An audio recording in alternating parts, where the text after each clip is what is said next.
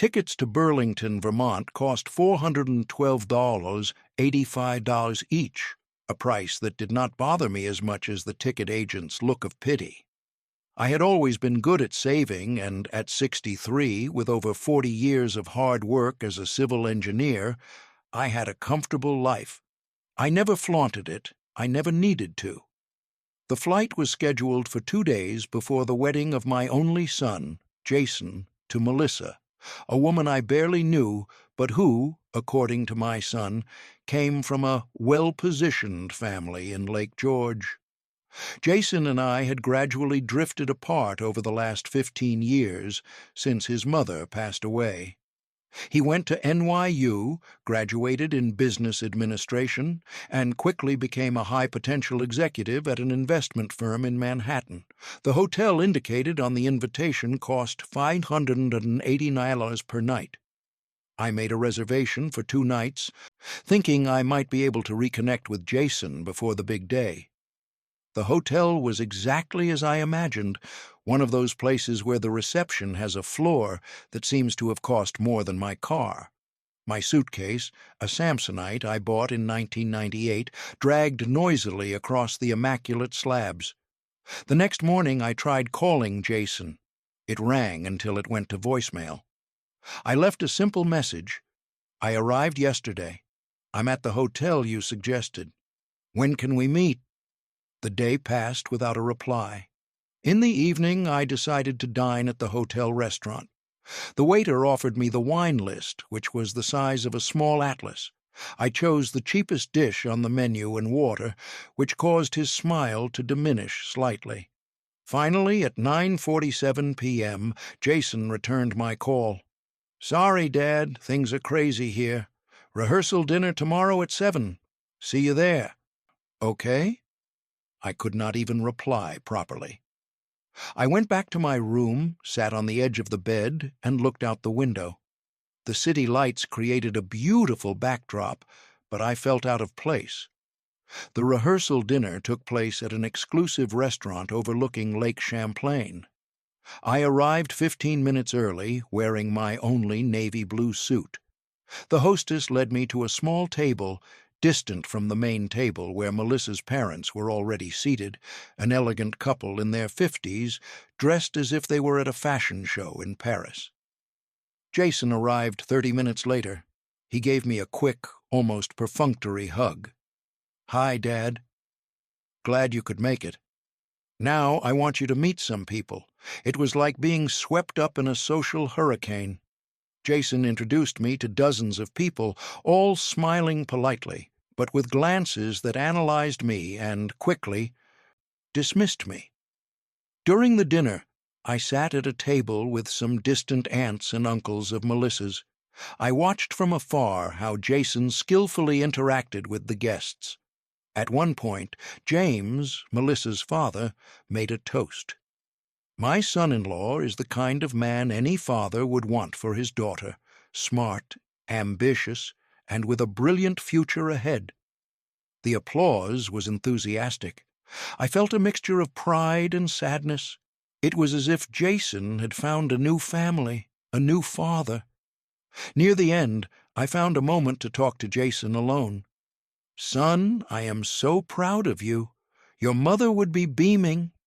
Jason smiled, but it was a different smile from the one I knew. "Thanks, Dad." Then he looked at my suit, a little worn at the cuffs, and added, "I hope you prepared for tomorrow. The guests are important people. I want everything to be perfect." The next day, I carefully prepared the gift I had brought, a pocket watch that belonged to my father and, before him, to my grandfather. I had it restored, spending a considerable sum. The ceremony was held in an exuberant garden. Melissa looked stunning in her dress that cost $75,000. I was designated to sit in the 3rd row, not the 1st, as would be traditional for the groom's father. The reception took place in an exclusive ballroom. My seat was at a peripheral table. Near the end of the night, I managed to get a moment with Jason near the gift table, where I placed my small package among enormous boxes. I handed him the watch personally. He opened it without much enthusiasm and barely looked at the object before putting it in his pocket. "Thanks, Dad." It was at that moment that James approached, putting an arm around Jason. "So, this is the famous father?" James looked me up and down with a smile that did not reach his eyes. "Jason has told me so much about you, about how you always were. Frugal." He said the last word as if it were something despicable. "Yes," I replied, trying to maintain my dignity. "I believe living within your means is a virtue." James laughed. "Well, I guess that is why some prosper and others merely survive. Isn't that right, Jason?" It was at that moment that it happened. Jason, looking at the wealthy guests around us and then at me, in my old suit, said something I never imagined hearing. "Yes, James, some of us know how to prosper.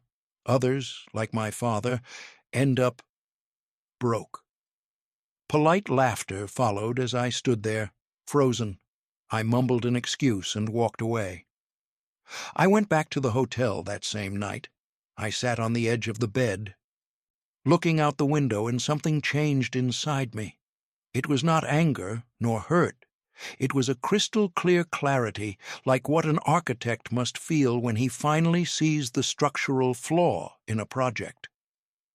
The next morning I returned to Massachusetts and immediately called Daniel Hoffman, my lawyer for over 30 years.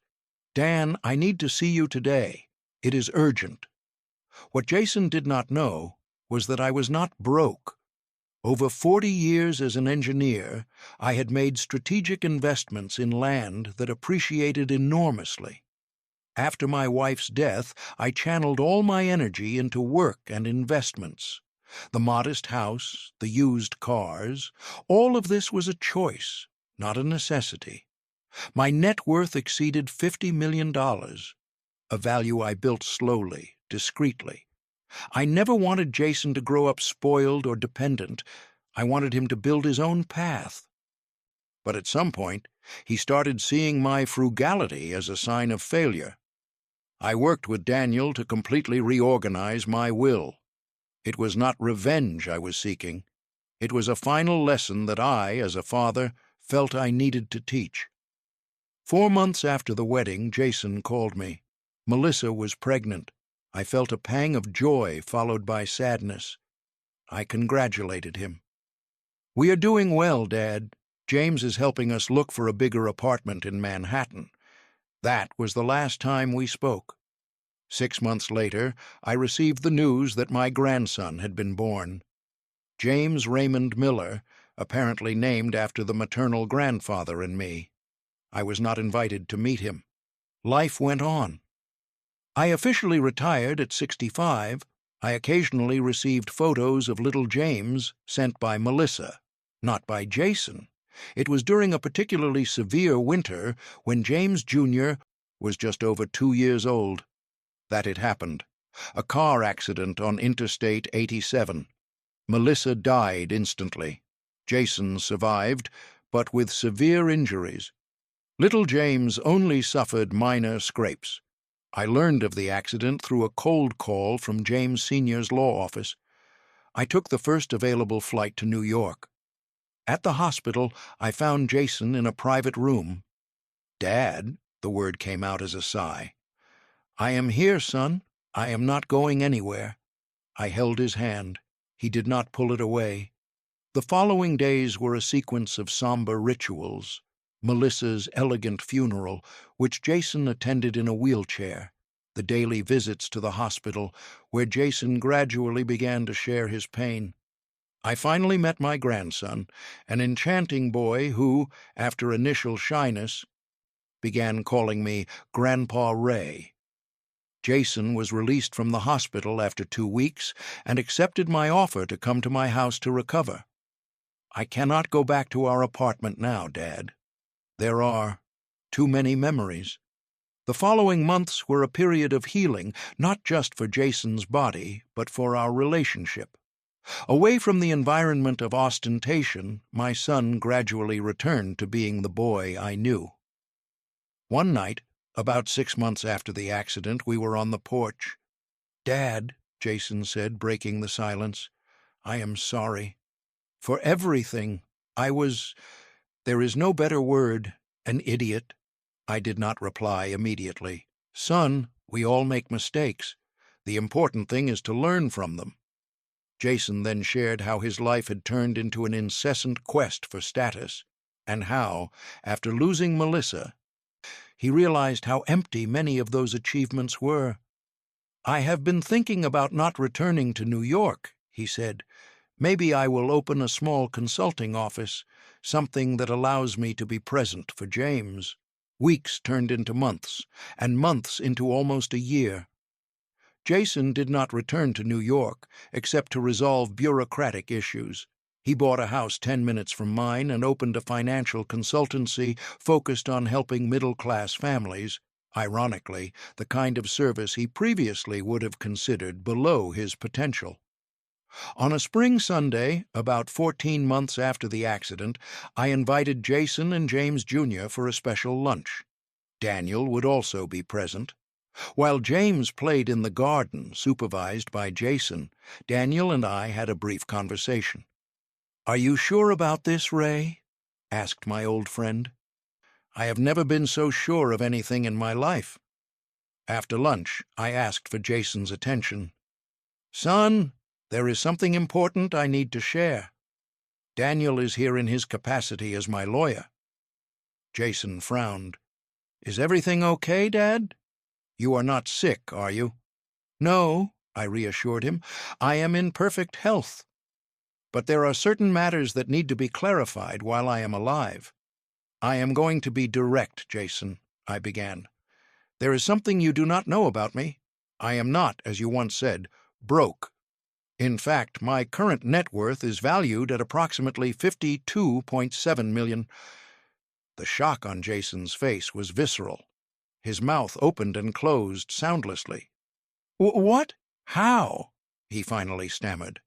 I then explained about my investments, about my deliberate choices to live modestly, about my philosophy that true wealth lies in knowing the value of things, not just their price.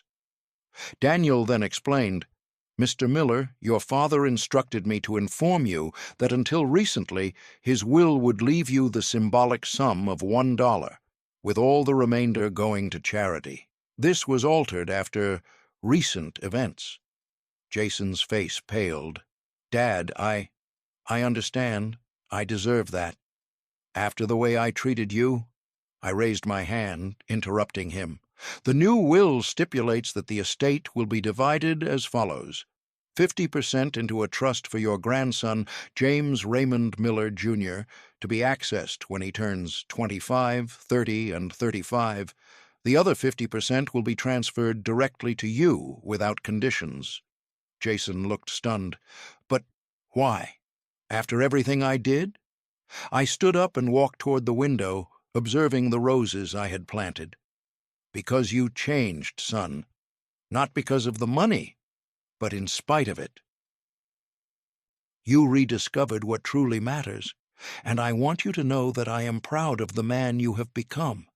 Not the executive who scorned me, but the dedicated father I see now." At that moment, Jason stood up and hugged me, truly hugged me, with the strength and vulnerability of a son who finally understands a father's love. And as little James approached curiously, wanting to be part of the hug, I felt the circle was complete. 3 generations united not by money, status, or appearances, but by something much more valuable and much rarer: understanding, forgiveness, and true love. The will is still in my safe, intact, but its existence is now just an administrative detail. The true legacy is not measured in dollars or cents. It is built day after day in the small lessons, in the mutual respect that now exists between us. And when James, at almost 4 years old, looked up with his hands full of dirt and said, "Look, Grandpa, I am building something beautiful just like you," I understood that the true wealth had already been transferred, a legacy that no will could ever capture.